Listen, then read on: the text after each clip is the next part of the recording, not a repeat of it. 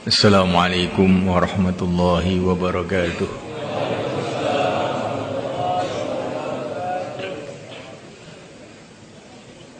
Hadirin yang dimuliakan Allah Ta'ala, hidayah ini kalau sudah masuk dalam hati seseorang, maka dia tahu yang benar yang salah. Pertama kali dia tahu dan yakin bahwa dunia ini Allah yang menciptakan, hanya Allah yang berkuasa. Ini kalau hidayah masuk itu begitu. Sebelum hidayah masuk itu hati itu gelap. Perasaannya yang berkuasa itu manusia, yang berkuasa itu raja-raja, yang berkuasa itu Amerika, Cina, Belanda, Jepang. Itu sebelum hidayah masuk dalam hati. Ketika hidayah masuk dalam hati, orang itu paham, oh ternyata ini manusia itu tidak berkuasa. Yang menciptakan manusialah yang berkuasa. Kalau manusia ini kuasa, nggak ada manusia mati. Nyatanya manusia itu mati semua, menunjukkan manusia tidak berkuasa. Manusia itu lahir dari perut ibu dalam keadaan lemah, tidak punya kekuatan apa-apa. Begitu juga dalam kehidupan sehari-hari ini, manusia itu juga serba lemah, sangat lemah. Duduk agak lama gitu aja sudah capek. Tidur lama juga nggak kuat. Makan terlalu banyak, perut sakit. Melek terlalu lama, ngantuk. Hidup terlalu lama, tua. Manusia sangat lemah sekali.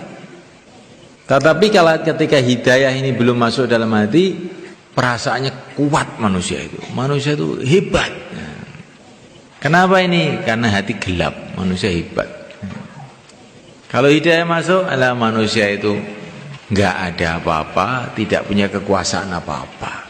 Ketika hidayah ini belum masuk, maka hati ini perasaannya dunia ini besar, hebat dunia ini. Tapi setelah hidayah itu masuk dalam hati, dunia ini kecil, akhirat yang besar. Dunia ini sebentar, mampir ngombe, nggak pantas dicita-citakan, nggak pantas dibangga-banggakan. Akhiratlah yang besar, yang kekal abadi, yang selama-lamanya. Kalau hidayah ini masuk dalam hati semula kan, orang itu akan punya kefahaman dan punya keyakinan. Yang paling menguntungkan untuk orang hidup ini satu aja, taat kepada Allah. Yang paling bahaya dalam kehidupan ini satu aja, maksiat kepada Allah. Nggak ada perkara lebih bahaya melebihi maksiat. Bahayanya maksiat ini lebih bahaya dari penyakit-penyakit, dari racun-racun. Kalau kamu itu kena penyakit, maka kamu itu berarti berhadapan dengan penyakit. Tapi kalau kamu itu maksiat, berarti kamu ini musuhan dengan pencipta alam semesta. Apa enggak bahaya itu?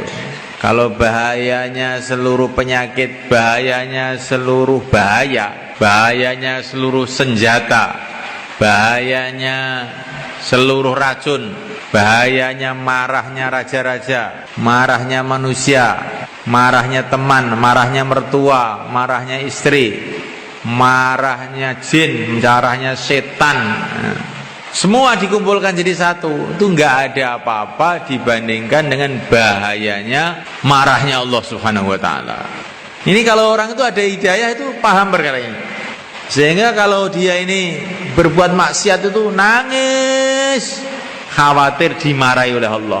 Enggak ada habis-habisnya marahnya. Enggak ada habis-habisnya nangisnya. Seperti Nabiullah Adam alaihissalam pernah berbuat salah sekali, itu pun tidak sengaja karena lupa, sama sekali tidak sengaja.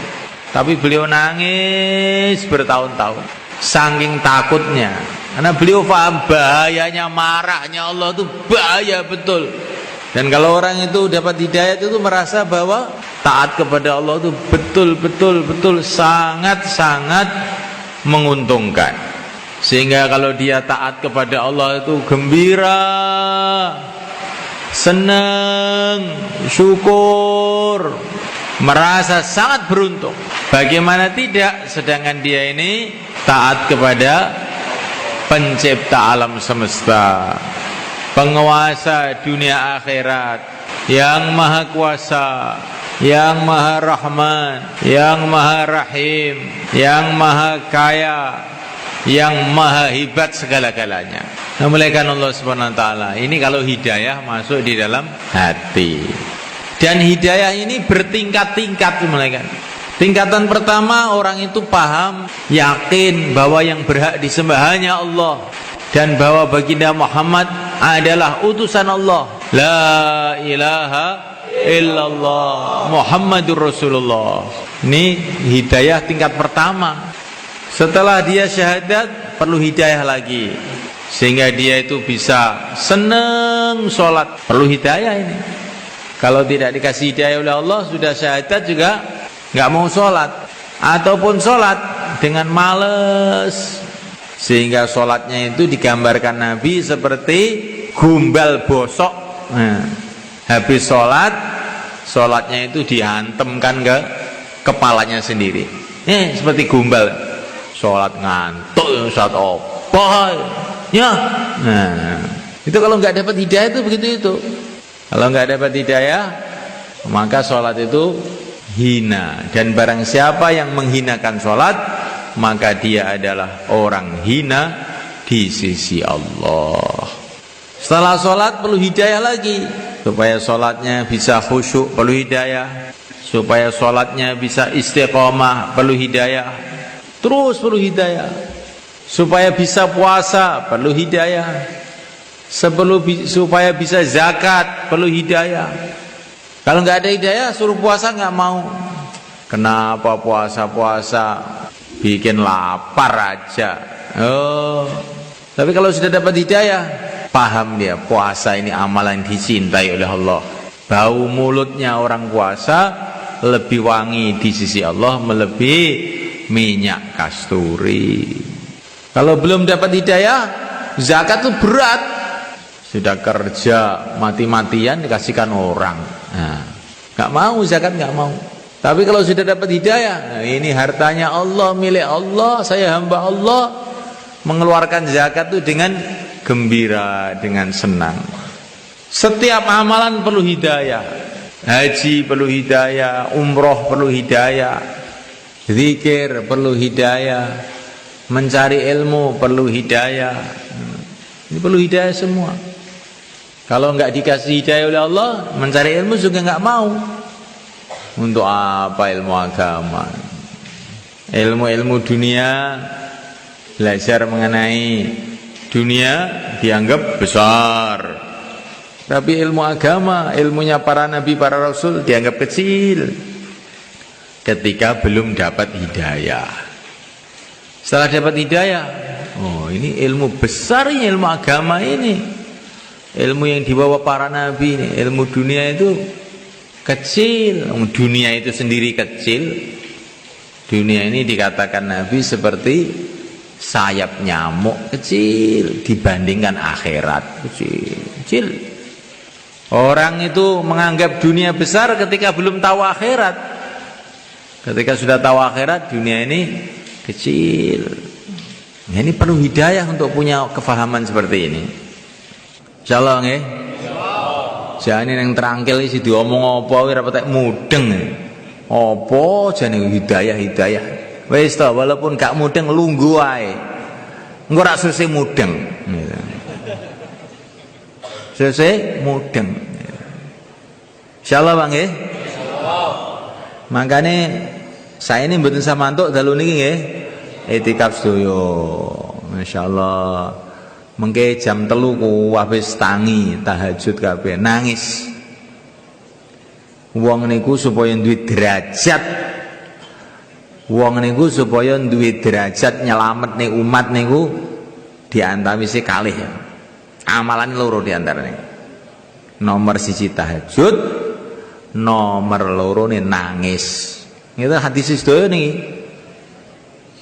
Nek iki pengen duwe derajat nyelametne umat, tahajud karo nangis.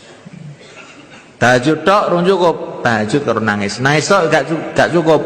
Nangis karo turu gak, nangis karo tahajud. Nek nangis karo tahajud, mengke malaikat sami ndongakne, ya Allah, niki dungane wong njenengan tampi kangge umat. Insyaallah nggih. Kita pengen istri ini dadi sae, anak dadi sae, umat dadi sae. Pertama kali jawab, nomor loro tahajud, nomor telu nangis. Mengke suwe-suwe derajat diangkat kali Gusti Allah.